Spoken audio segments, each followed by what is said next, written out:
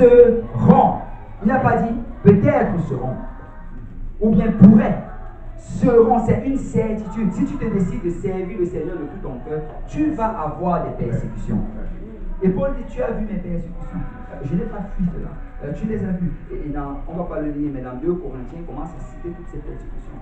Il dit que j'ai été sous embuscade, j'ai été attaqué, j'ai été fouetté, j'ai été arrêté, j'ai été mis en prison. Paul a subi tout genre de persécutions. Amen.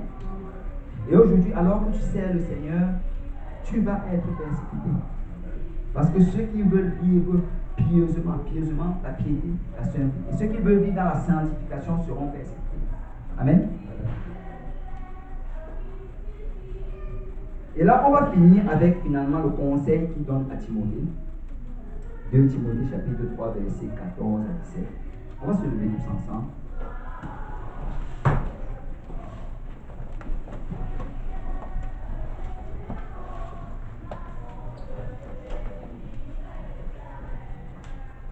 Toi, demeure dans les choses que tu as apprises. C'est ces choses-là que tu as apprises, demeure dans cela. Assure-toi de t'attacher à cela. Et reconnu certaines. C'est-à-dire que non seulement tu les avais apprises, mais tu les as reconnues certaines. Parce que ce n'est pas juste d'apprendre quelque chose, mais tu dois l'expérimenter et les reconnaître certaines. C'est la partie de la pratique. Sachant de qui tu les as apprises. Il parle de savoir ici. Il faut que tu saches qui t'a enseigné cela. Parce que c'est important de savoir d'où est-ce que ta doctrine te vient.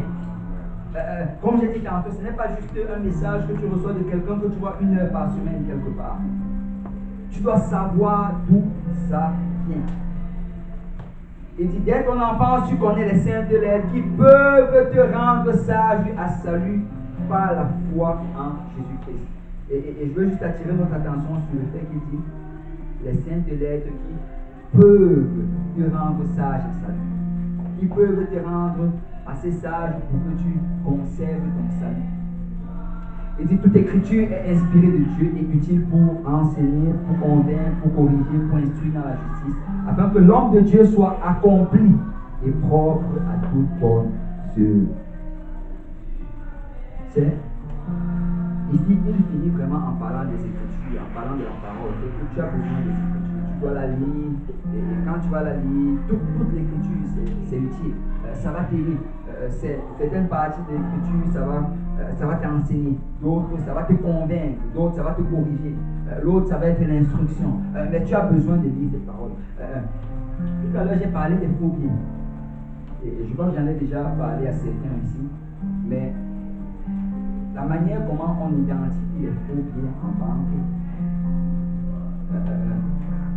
c'est dans le passé, je pensais que c'était de cette manière. Je crois que plusieurs d'entre vous ont sûrement le pensé. Peut-être on a un cours sur les faux pieds, et on te montre plusieurs types de faux pieds, et on te donne une portion ou bien, je ne sais pas, une formule chimique pour pouvoir identifier, tester les faux pieds. Mais réellement, ce n'est pas ça.